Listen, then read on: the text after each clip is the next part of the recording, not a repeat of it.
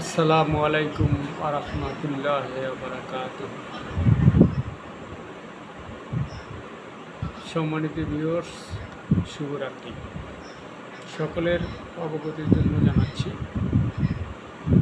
যে সড়কে চলাচলের সময় অবশ্যই একজন চালককে সড়ক সম্পর্কে ভালো ধারণা থাকতে হবে।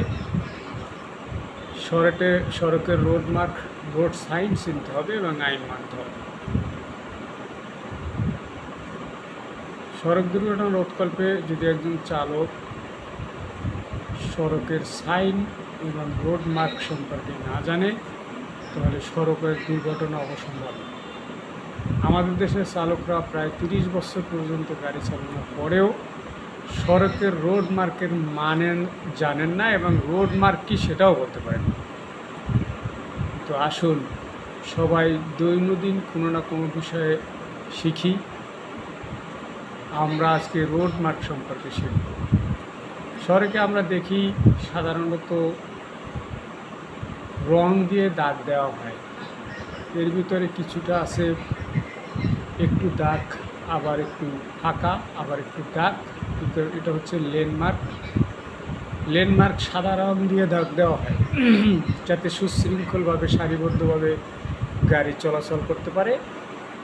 ডানের লাইনটি সর্বোচ্চ গতির এবং এরপরের বামে যে লেনগুলো আছে, যদি 3 লেন 4 লেন থাকে, পরবর্তীতে তার গতি আস্তে আস্তে কমবে এবং ডানে যেটা থাকে সেটা অ্যাকচুয়ালি রিজার্ভ লেন বলা হয়। এরপরে যখনই আমরা কোথাও এই লেনের পরে হঠাৎ করে এই দাগটা একটানা হয়ে যাবে, সেক্ষেত্রে অবশ্যই গাড়ি স্লো করতে হবে এবং দেখে শুনে চলতে হবে এবং লেন পরিবর্তন করা যাবে না। এগুলো প্রধানত চৌরাস্তার আগে, কোনো রাস্তার ডানে বামে মোড় আছে এবং আঁকা বাঁকা আছে, সেগুলোতে ব্রিজ কালভার্টে ওঠার আগে, চৌরাস্তার আগে, এগুলো ল্যান্ডমার্কের মাঝখানে যদি সাদা একটানা দাগ থাকে, তাহলে এটি প্রতিবন্ধকতা লেন। এই লেন অতিক্রম করা যাবে না। এরপরে মাঝখানে আছে দ্বৈত লেন। একটানা সাদা দ্বৈত লেন থাকলে রাস্তার মধ্যবর্তী অবস্থান বা ডিভাইডার হিসেবে বোঝা হয়। এটি আইনত কোনো ধরাবাঁধার নিয়ম নয়, এটা অতিক্রম করা যায়। যদি এই রঙটি ডাবল চ্যাপ্টা করে হলুদ রং দেওয়া হয়, তাহলে সেটি ল্যান্ডমার্ক হিসেবে ব্যবহার করা হয়,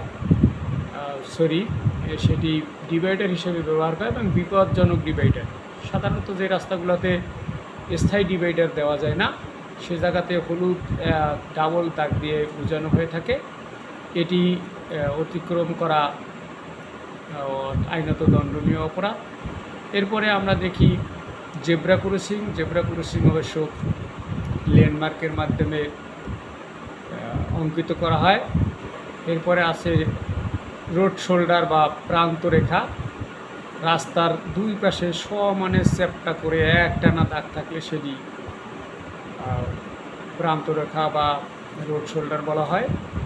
তো একজন চালককে অবশ্যই রোড শোল্ডারের ভিতরেই গাড়ি চালাতে হবে, রোড শোল্ডার যেন বাহিরে না যায়, কেন বাহির দেওয়া মানুষ, পশু, স্বল্প গতির যানবাহন রোড মার্কেট 500 রেখার বাহিরে চলবে। তো সকলকে রোড মার্ক সম্পর্কে অবশ্যই ধারণা করতে হবে। আমরা প্রধানত ট্রাফিক সাইন বা চিহ্ন সড়কের পাশে দেওয়া সাইনবোর্ড আকারে দেওয়া থাকে। সেক্ষেত্রে সড়কে দৃষ্টি নিক্ষেপ করতে হয় সড়ক থেকে বাহিরে। আর যদি রোড মার্কের মানেটা বুঝি, তাহলে সেটি সড়কের অঙ্কিত থাকে।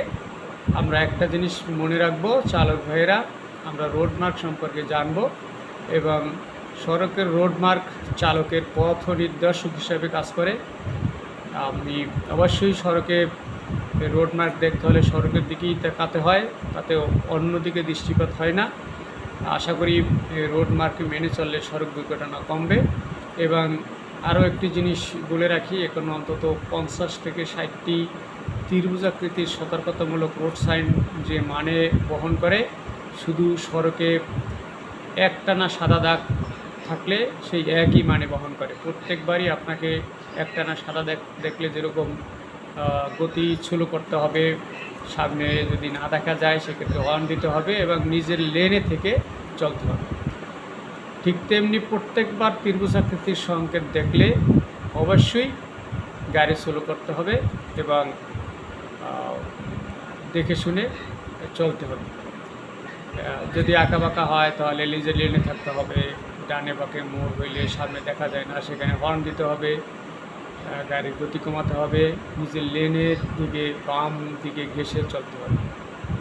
এই ছিল আমার চালকদের প্রতি বিশেষ নির্দেশনা। অবশ্যই সড়কের রোড মার্ক সম্পর্কে গুরুত্ব দেব, কেননা রোড মার্ক সড়কেই অঙ্কিত থাকে এবং রোড সাইন দেখতে হলে অবশ্যই আপনাকে সড়ক থেকে সড়কের সাইডে দৃষ্টি নিক্ষেপ করতে হয়। সেক্ষেত্রে মাঝে মাঝে দেখা যায় সড়কের রোড সাইন নাই, গাছের আড়ালে পড়ে গেছে অথবা ভেঙে পড়ে গেছে অথবা গাছের মধ্যে এমনভাবে আছে দেখাই যায় না।